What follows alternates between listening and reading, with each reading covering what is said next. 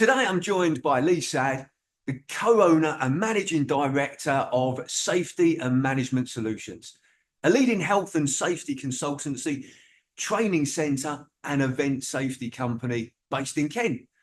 So, hi Lee. Hello. How are you doing today? You okay? I'm very, very well. Thank you for having me on this show. Yeah, I look forward to telling you more. Yeah, thanks for joining us. So, Lee, let's start off by, tell us a little bit more about Safety and Management Solutions. Well, we are, as you say, health and safety consultancy, training centre. We work in a number of industries, construction. We work in manufacturing, healthcare, education, as well as training multiple people. We train a couple of hundred people a year, mostly actually on this platform over Zoom, which is quite an interesting thing. Obviously, that was a change since 2020, which I can talk more about, which was quite an interesting challenge. But also we work a lot in the events industry as well, so doing a lot of event safety, which is something that is quite niche. It's quite a niche and unique way of working. It comes with a lot of challenges, and yeah, it's an interesting and challenging role, really. Okay, look, thanks for sharing that, Lee. So, so how did you become involved with Safety and Management Solutions? Take us back to the beginning. I'll take that. Okay, that's fine. My involvement it was started by my dad in 1999 as almost like a hobbying company. He was in Kent Police and he got his safety qualifications and he started helping out sort of organisations and people. And then what happened? My safety career picked up in about 2008. Where I got out of a sort of role in transport and I moved into a role in safety. So we had two branches of safety careers, sort of branch. One was self-employed business and me as an employed safety advisor. Okay. By 2012, the business had grown SAMS had grown so that they could actually take on staff and actually take on other avenues. I had a bit of an affinity when I was in my in-house position for training, and that was something that wasn't done much at SAMS. So when I joined SAMS in 2012, I brought with me quite a lot of training experience. So we started to develop more and more training courses. So that's where we become safety consultancy and training centre as well at the same time. And from that was that was 2012 that I joined, and I became a director. And when my dad retired, became managing director about nearly 2 years ago. Okay, no, look, thank you for that. And so Lee, when you when you were younger, when you were at school, was starting and running a business something that you always wanted to do, or what? Well, my music career never took off. Okay. It was an interesting one because I found myself a little bit sort of nomadic when I was about 18. I didn't quite know what I wanted to do. So I worked in transport. I worked for house removal. So I did that for a number of years and I become a LGV driver. So I drove all over Europe, and I come to about 2008 where I actually started to take more interest in what was happening. Obviously, the SAMS was sort of picking up. So obviously it was my dad's business and I was paying a bit of interest in that. And I've done a qualification that sort of changed my life a little bit, really, which was the NEBOSH General Certificate, which is a sort of safety qualification. And that just opened my ears and eyes and mind up to the world of health and safety. And I did that qualification, and then I became an in-house safety advisor. So it was quite an interesting journey for myself. But in answer to your question, business never really sort of come on my radar, probably up until I was about mid-20s. That was where I was. I was always an employee, so that's where that's where it came up, really. Okay. And so you're now managing director of the business. Just to tell us a little bit more about what being a managing director of a business involves. I'm a big believer in collaboration. And I'm also a big believer when it comes to business of also stripping down any sort of ego or anything like that and literally surrounding yourself with good people who can help you out. And I've got a good example of that. At the moment, I've got a really good accountant. When I watched the budget come in the other day, I was like, what is all this about? So before I know it, by the time I come in the morning, my accountant just lay down every single thing. This is how it affects you, and this is what you need to do, and this is what needs to happen. That's just one example of me surrounding myself by good people. It helps me to run this business. When my dad retired, who was the founder, like I mentioned, and the managing director, I did actually make the decision that I didn't want to do this alone. Okay. So I've got really good members of staff, and I offered them the opportunity to buy in. And the different elements of our business sort of suited what their disciplines were. My training coordinator is a really, really good, driven lady, and it made sense for me to make her training director. So she now runs that directorship. My operations manager at the time, operations director, looks after the running of the business from the consultancy side of it. And my fire risk assessor, he really sort of good at doing the work to a very, very high standard, high specification, made him compliance director on that side of the business. Because the thought of running the business was genuinely quite scary. And being like, I always found management quite lonely. I always found it quite a sort of lonely sort of way of working. I thought, if I'm going to take ownership of this business, I want to keep these members of staff, and the way that I'm going to keep them is to offer that. I've got a really good team here at SAMS. It is them that keeps the business going, and I wanted to show my appreciation to that. And at the same time, I wanted an easier life. Yeah. As big as that sounds. No, look, absolutely. Look, I'm a firm believer of being a business owner should give you the life that you want, whatever that may be. So it's creating that. So look, there's a couple of key things that I picked up from what you said there. One was surrounding yourself by good people. Yeah. And the second was that you explained is making sure that they've got ownership for their roles and their part of the business, sort of making that absolutely clear. Right. Okay. You've got ownership responsibility for this. You've got ownership and responsibility for that.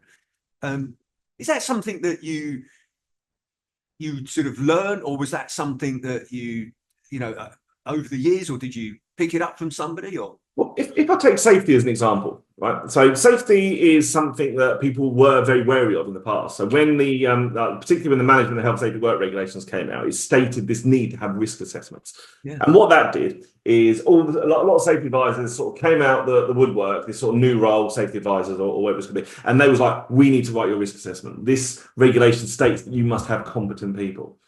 When I was on an in-house position, my ethos was taking ownership of what you're doing, not turning around and saying, if a risk assessment needs doing, oh, that's the safety advisor's responsibility. Well, it's actually your responsibility in your department, because all the regulations, all the guidance falls down on the employer, it falls down on a lot of the managers as well. And as a safety advisor, I'm there to help and advise and guide you. Because there's always been this sort of view that a safety advisor would look at an electrician and go, my paperwork here says that you're not doing your job right? It's not true. It's easier for me to train an electrician to do a risk assessment than it is for an electrician to tell me how to be an electrician. Yeah. Okay. So the idea being is that we use education. That's a big thing. I'm a big believer of self-sufficiency of an individual. I'm a big believer in people taking ownership over their roles. So I'd rather see an electrician taking responsibility for their health and safety than them thinking, oh, if I have an accident, that's down to the health and safety advisor's role. They did something wrong, or they wasn't looking after me. And that sort of shared ownership, I think, sort of went forward into the sort of way that I look at running a business or look at managing or working with a client. Great analogy. No, thank you for sharing that. So, and you mentioned there about education. I mean, how important in a business is education? I think in the world, to be honest with you, I think that Einstein said that education is the most powerful tool you can use to change the world. Yeah. And I think in a business, I think it's really, really important that they invest in education. I think it's really important that they basically keep people sort of in the loop. Don't be scared that your employee might know more than you or be better than you and stuff. Use their shared experiences, and you can continue learning as well. It's an old analogy, and I think a lot of people do adopt this ethos, is that every day is a school day. Every day that you learn what your business is about, or you learn sort of different ways of doing something. And I think that's a really good way of looking. I think if you use education as a tool in a business and you train your staff, you'll get so much more out of them. You empower your staff and you get them to share experiences. You learn, you grow as a business. Yeah. Absolutely agree with that. Absolutely agree. So, so you're now, I think I'm right in saying you've got what, 10 plus employees now, Lee, have you in the Yeah, business? around about that, including directors. Yeah. Yeah, including directors. So, so what's been the biggest challenge that you've experienced over, well, you know, your time in general, but in particular, the time that you've been managing director? Uh, I would say COVID. Okay. COVID's was by far the biggest challenge that I've ever dealt with, like in my life, because one of the reasons why I do all my training over Zoom is because of that. Yeah.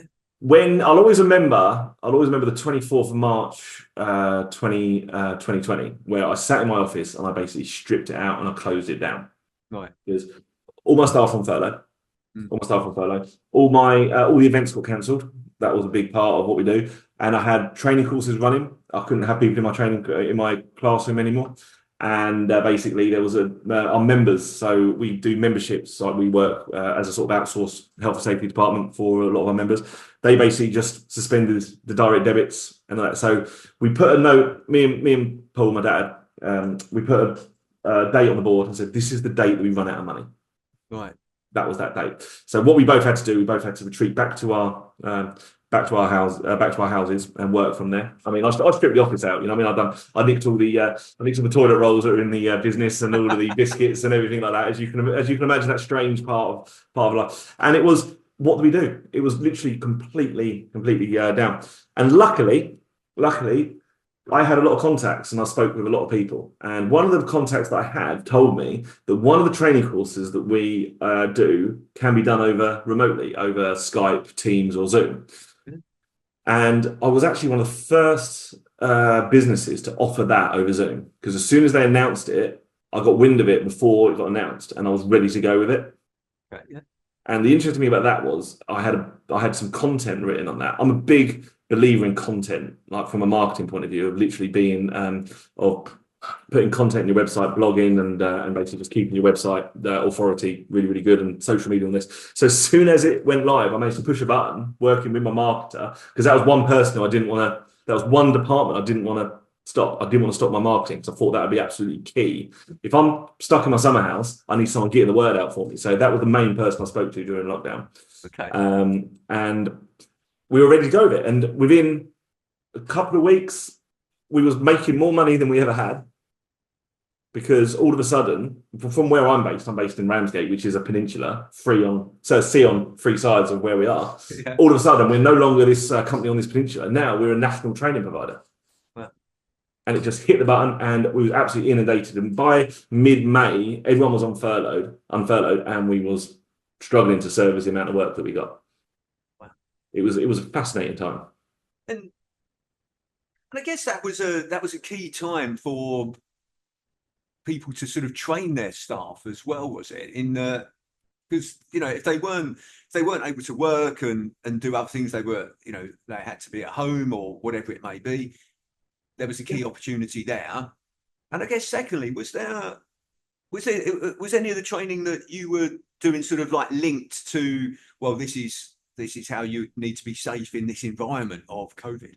It wasn't actually. It was more to do with I'll do one course, which was driver CPC. So LGV drivers need 5 days training to hold a license and to drive LGVs in this country, lorries and buses. And there was lots of people who, like mechanics. I had loads of mechanics. A lot of mechanics got LGV licenses, but they couldn't work. Yeah. Okay. So they'd done that course so they could go driving, because lorry drivers, like deliveries, shot up by God knows how many percentage. Yeah. And all of a sudden they were crying out for LGV drivers, but people didn't have the qualifications, and I was helping people get through that.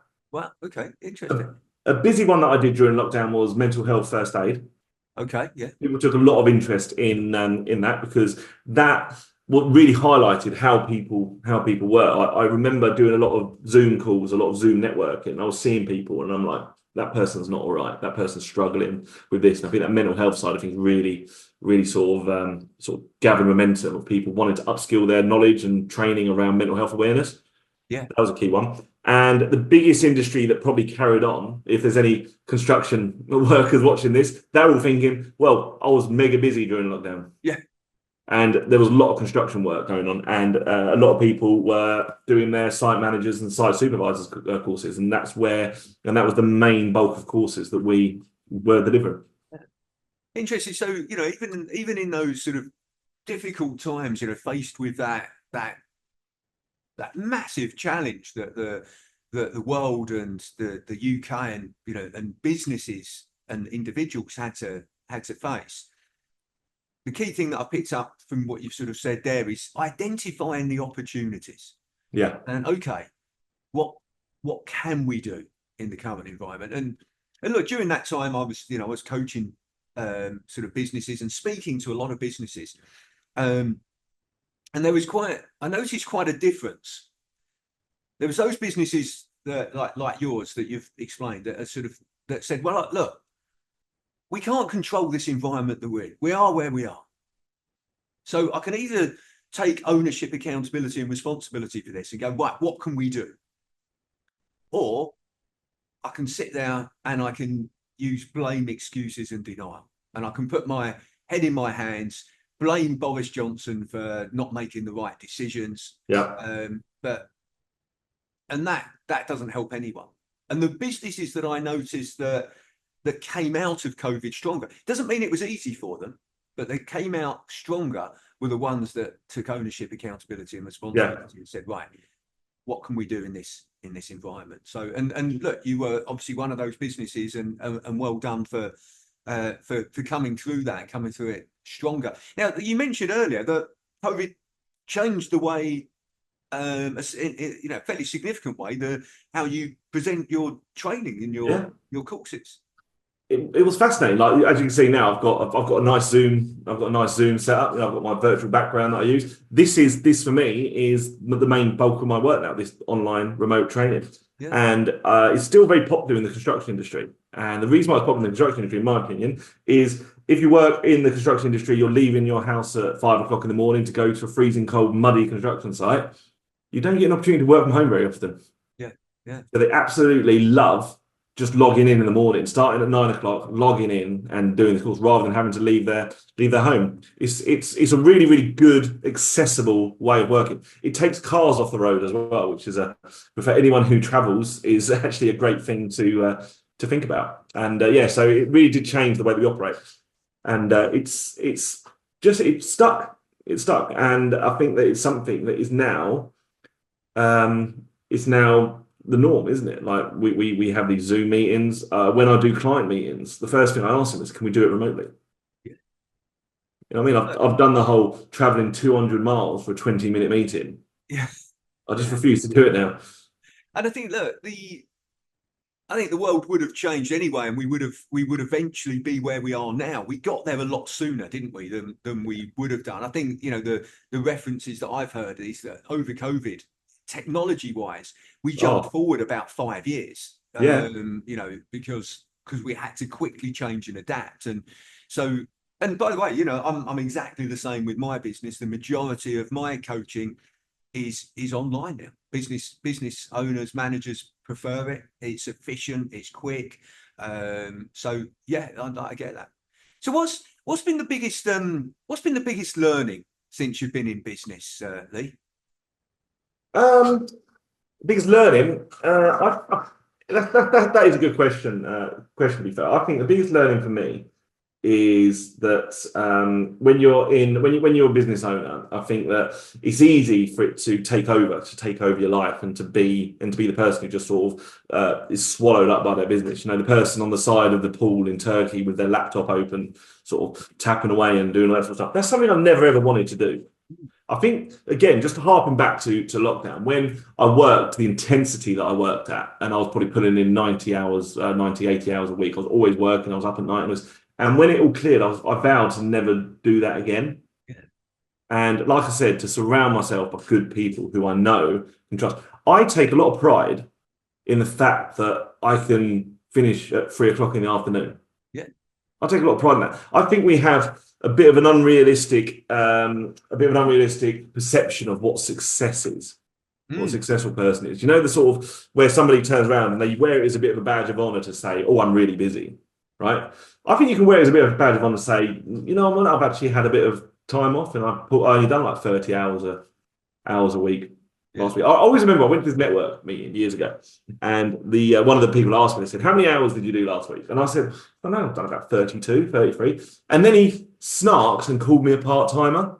And I said, "How many hours do you do?" He goes, "I don't know, I've done about 70, 80." I was like, "Okay, what did you do at 3 o'clock yesterday?" He goes, "Oh, I was busy working." I said, "Well, I was on my paddleboard down in Westgate Bay in the boiling sunshine." And I'm like, who's who's the mug here, or who's the not the mug, but who's the person who should be sort of bulking up? It's a bit of a sort of unrealistic expectation that people have of what you should be like, and what success actually does look like. I take a lot of pride that my team has my back, and I can trust them to get on with it. It's nice. It's an interesting thing of not being needed all the time. It's actually a better compliment than somebody turning around and says, "I need you, I need you." It's an interesting way of viewing what. I read once that the sign of a great leader is that nobody notices when you're not there. Yeah, that's a good one. Because you've instilled this sort of culture this way in the business. So, and it's interesting what you say about the focus on working hard. Yeah, I've done a bit of research on this, Lee, and where the UK is 11th out of 16 European countries for productivity. Okay, so we work harder than any other European country. We work the longest hours in Europe. Yeah, but we produce in pro rata, we produce the least. that's really interesting, isn't it? Yeah, so we work harder, but we produce the least. Our the UK productivity is round about £45 per hour, and the number one in the UK, sorry, not in the UK, in Europe, is Norway, which is round about £65, £68 an hour. So isn't that interesting that Very interesting. that person you were speaking to was measuring you on how many hours you worked rather than how productive you were? Yeah, it's almost war as that badge of honor that you have to sort of be that person. If you can do I've got ethos now. If I've got nothing to do, I don't look for stuff. I don't weigh on my staff. I don't go to them and say, "You need to be doing that. You need to be doing that." And I think that I just trust them that they are delivering and they are doing what they need to do. Okay, well, look, thank you. Look, Lee, there's a question I always like to ask everybody that's kind enough to join me in these discussions, and that is this: what's the best advice that you would give an 18-year-old you? An 18-year-old me? Yeah, if you could go back and speak to yourself when you were 18, what would you say to yourself? I'll say whether you think you can or whether you think you can't, you're right. Yeah. Okay. And what I mean by that is if you think you can't do something, right, you're going to make it so that you don't do it, and you'll prove yourself right. Yeah. So if you turn around and say, "I can't do this," well, you're right, you can't, because you've got that attitude. Yeah. If you turn can'ts into cans, you will succeed. If you turn around, it took me. I'm never ashamed of this. When I've done my LGV test, it took me 4 attempts to do that. Yeah. And at not one point did I think that I couldn't do it. Yeah. You know what I mean? It was always like, I am going to do this. And it's always like a bit of a thing when somebody turns around and says, "Oh, I passed it first time. That's amazing. That is absolutely fantastic. It took me 4 times." But you know what? I always knew that I could. Yeah. And that was a big part of it. I would always tell people, right, you can change. Yeah. When people say, "I can't change," you can, and change is a good thing. Yeah. You can learn, you can sort of grow. And I think that's a really important thing. When I hear people say, "I can't change," all I hear is, "I won't change," and there's a big difference there. Yeah, there is a big difference there. And what I would give to slightly older me, going back to probably when I've had defeats, I've learned a lot from my defeats and all this sort of stuff.